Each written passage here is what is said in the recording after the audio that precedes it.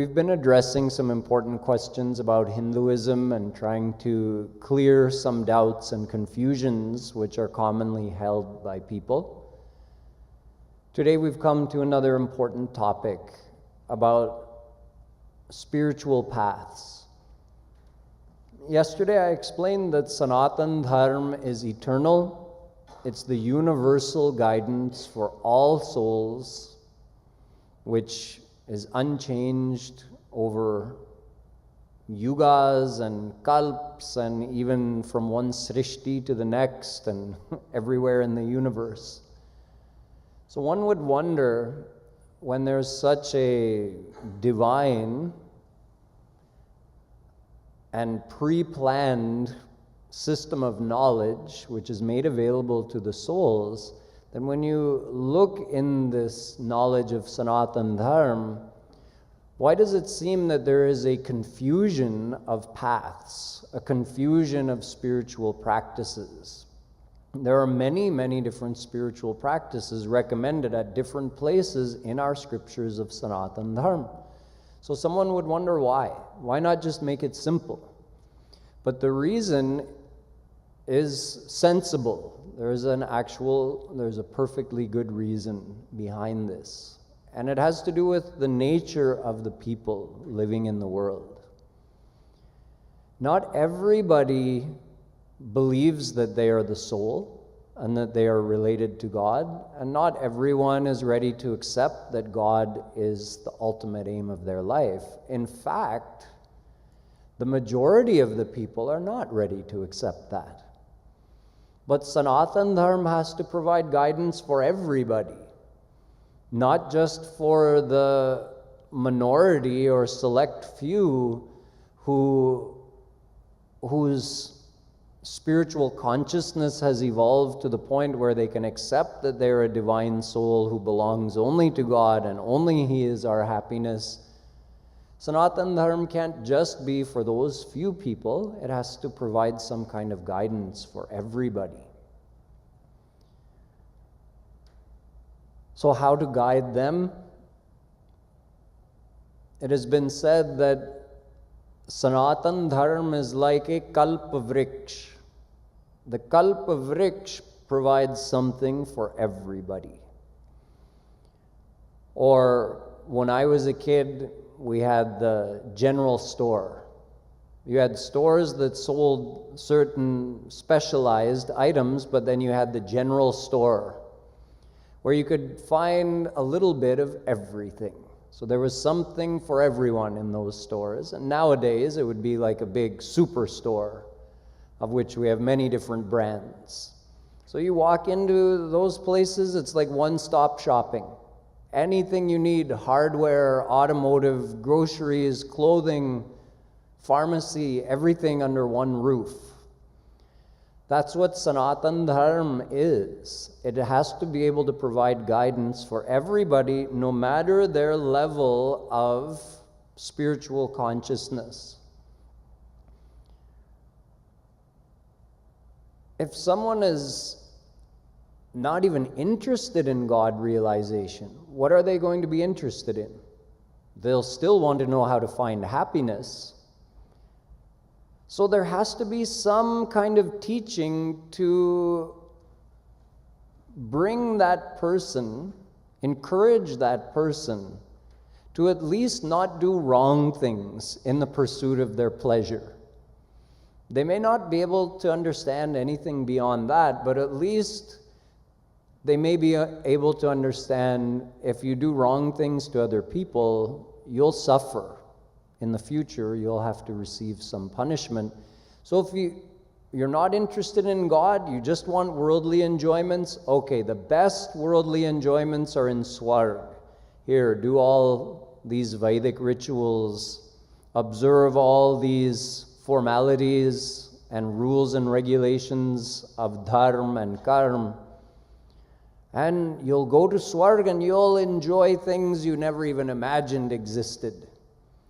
It's like telling a 4-year-old boy who's crying because he doesn't want to go to school, you be a good boy now, go to school, and when you get home, I'll give you this chocolate.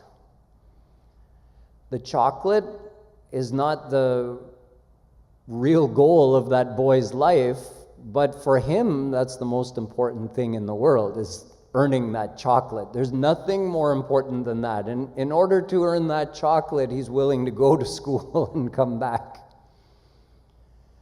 Similarly, a very materialistic-minded person who has no interest in God, just blind to the whole devotional philosophy, they can at least be incentivized to do all of these good actions with the goal of attaining swarg. Is that the ultimate goal of their life? No. Is the path of karma, this path of aparadharma, is that going to take them to God? Are they going to attain ultimate happiness through that? No. Then what's the use of that? Well, this person, if they keep doing good actions, if they really want to get to swarg, they actually have to discipline their mind in order to be able to perform all those rules and regulations of the path of karma. They actually have to discipline their mind. And they're going to, even without trying to, they're going to start developing the sattvic quality of their mind. And eventually, through doing this, they're going to get to the point where they're going to ask themselves the question, what's the real aim of life? Does God exist?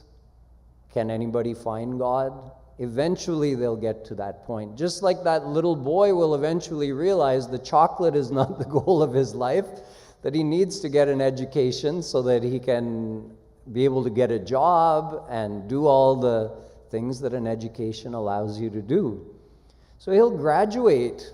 Mentally, he'll graduate to that level. He'll transcend the need for the incentive of the chocolate. Similarly, Sanatana Dharma provides this type of incentive for selfish, worldly-minded people to help them evolve their sattvic, the sattva guna in their mind. Similarly, there are some other paths, like the path of yoga, just like the path of karma.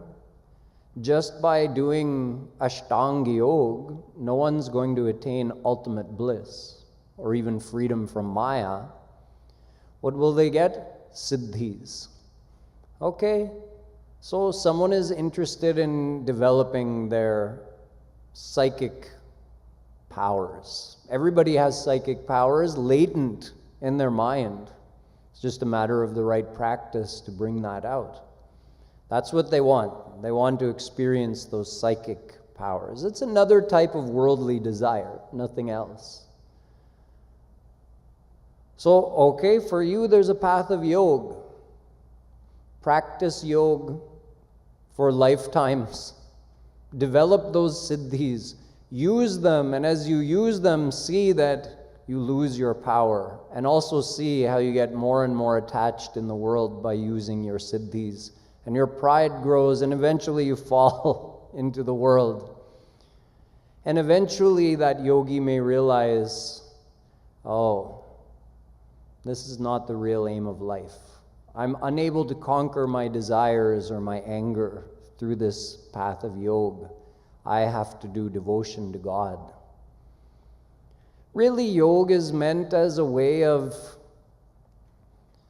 inducing someone towards the path of bhakti. If someone is more physically oriented, so okay, let them start by doing some yoga and disciplining their living style according to the teachings of sage Patanjali.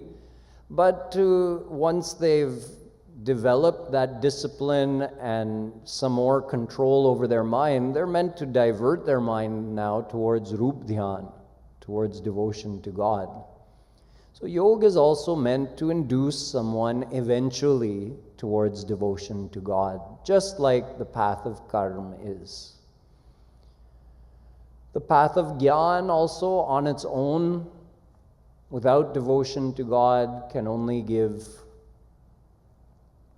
self-realization. not God realization, not knowledge of God, not freedom from Maya. So we have many paths. These are just a few. There's also practices of tapasya. There are many other spiritual practices that are actually recommended in our scriptures. But why are they recommended? Because there are specific practices for specific people according to their type of interest, their sanskar. Even if it's not going to take them all the way to God, at least it will induce them in a good direction. At least they won't do bad actions to try to attain the pleasures they want. They'll at least start moving in a good direction. Now that we have a general understanding of why these various paths exist and why they're described in our scriptures, let's have a brief look at a conversation between Uddhav ji and Shri Krishna that happened 5,000 years ago. Before Shri Krishna was to leave the earth, he told Uddhav he was leaving, and Uddhav wanted to ask him some questions and get some knowledge. Just like Arjuna had asked Shri Krishna some knowledge, and that's called the Bhagavad Gita. This is called the Uddhav Gita, when he asked questions and Shri Krishna answered. So, at one point he asks Shri Krishna, Vadanti Shreyansi Bahuni Brahmavadinah Tesham Vikalpa Pradhanya Mutaho Ekamukhyata. Shri Krishna, there are so many people who talk about paths to God, and they all talk about different paths. So Uddhav wants to know, why are there so many paths described, and what is the right path to follow? So Shri Krishna says, Uddhav, Kalena nashta pralaye vaniyam veda sangita adau brahmane prokta dharmo yasyam madatmakah yatha prakriti sarvesham chitra vachah sravanti. He says, Uddhav, in the beginning, I introduce Vedas. I give the knowledge of Ved to Brahma, and he makes it available in the world through the rishis. That knowledge of Ved contains dharma. He says, Dharmo yasyam madatmakah. That dharma through which a person reaches me. That's what I introduce through the Vedas. So you see, there's ultimately one goal. A soul to reach Shri Krishna. That's the goal. That's the goal of Dharma. That's the goal of all the teachings of all of our scriptures. But Shri Krishna says, once Vedas are made available in the world, then the different types of people, depending upon the quality of their mind, interpret and apply the knowledge of Ved differently.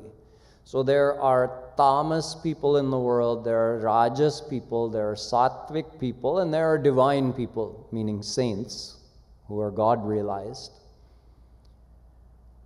A tamas-minded person is going to interpret my words in the Vedas in a tamas way. He's going to twist the meaning.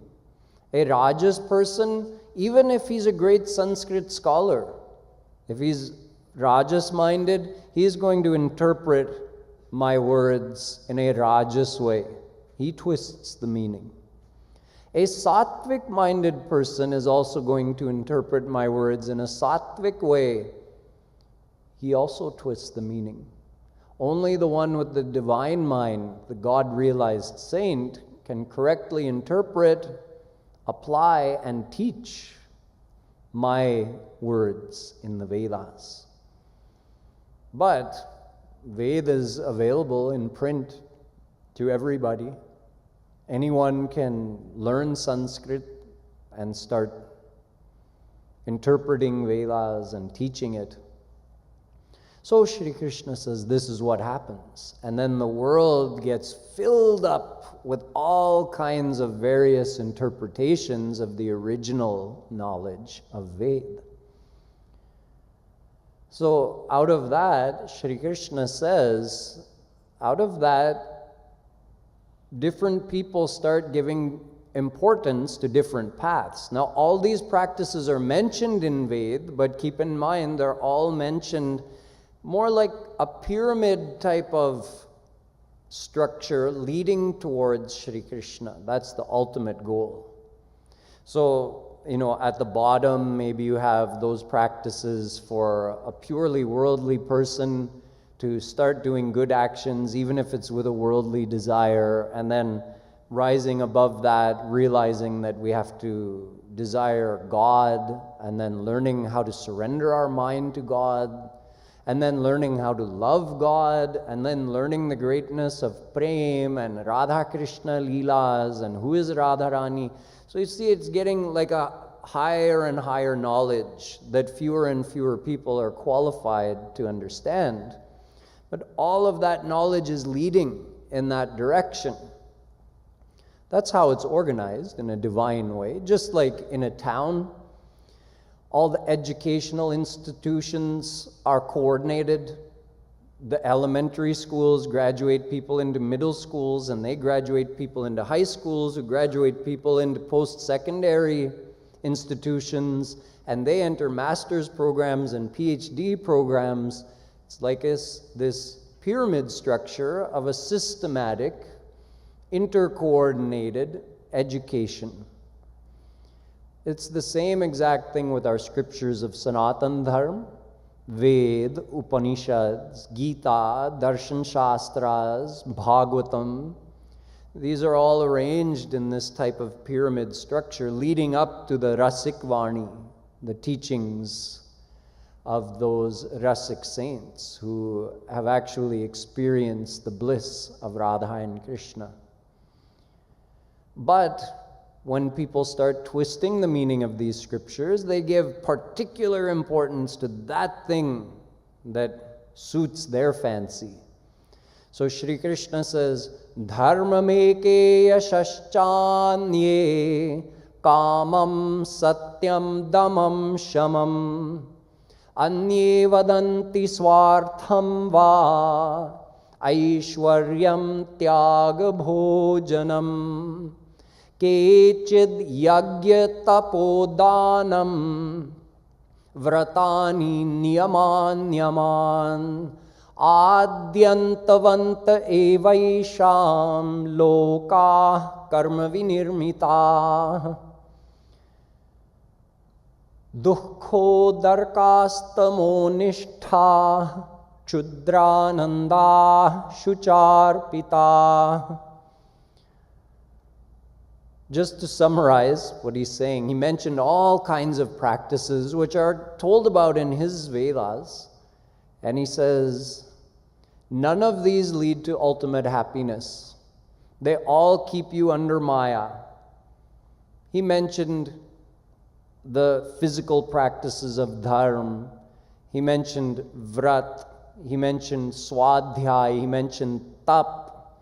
He mentioned yam, niyam, sham, dam, satya, all these practices. And he said, none of them take you to God realization or liberation from Maya. They all keep you in the material realm, in the cycle of rebirth.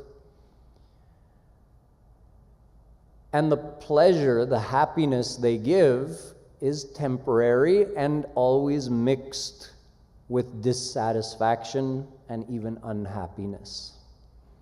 So although all these paths are wrong, if someone takes them to be the ultimate path, the ultimate path has to take one to God. So what is that path? He says, Bhaktyaham grahya shraddhayatma priya satam Bhakti punati mannishtha shvapakan api sambhavat. I am only attainable through bhakti. Bhakti means loving surrender of our heart and mind to Shri Krishna. We have to surrender to Him because the only way to reach Him is through His grace. And to receive His grace, we have to open our mind to receive it. So we have to surrender our mind to Him. That is why bhakti is the only path to God. There's not even two paths to God, one path to God. Na sadhayati mam yogo na jnanam dharma uddhava na swadhyayastapastyago yatha bhaktir mamorjita. He mentions 6 things. He says, I am not attainable through any of those. Not through karma dharma, not through yoga, not through gyan, not through swadhyay, not through tap, not through tyag.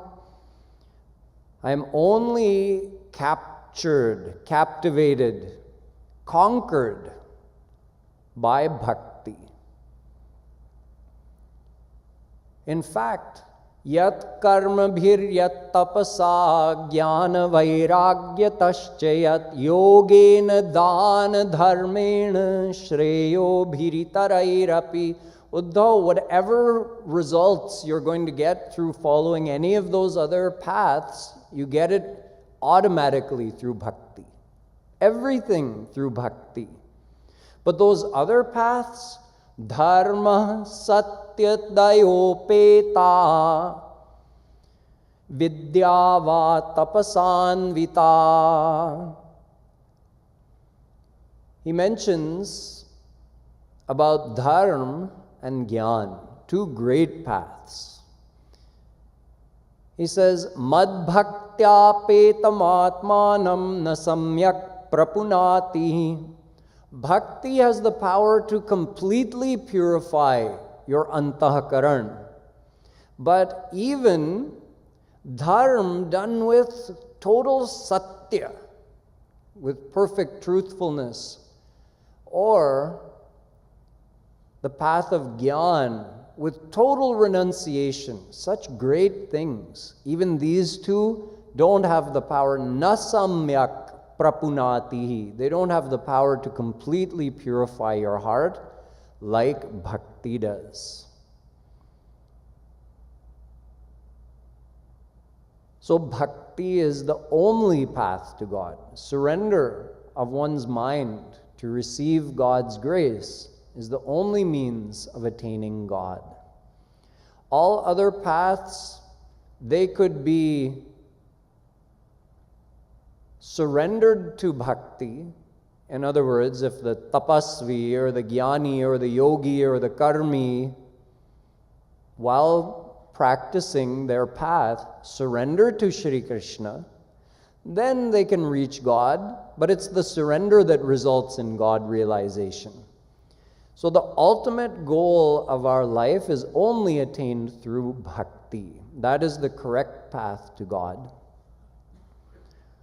All other paths eventually have to lead to bhakti. They have to result in bhakti. Otherwise, they're incomplete and they only result in rebirth and continued Maya bondage. So today I explained to you in brief that devotion or bhakti is the supreme path, the only path to God.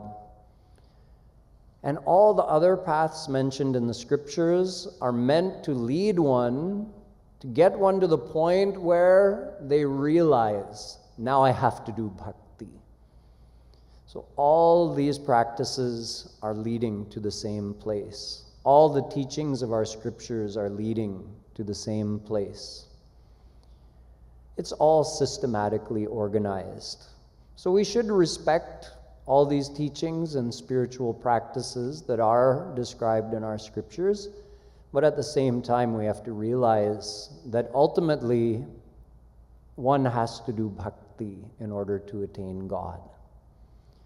This leaves us with one more important question, which I'll take up tomorrow, which is, even within the path of bhakti, even if we get 100 people in a room, 100 saints in a room, who all agree bhakti is the only path to God, they'll all teach bhakti differently.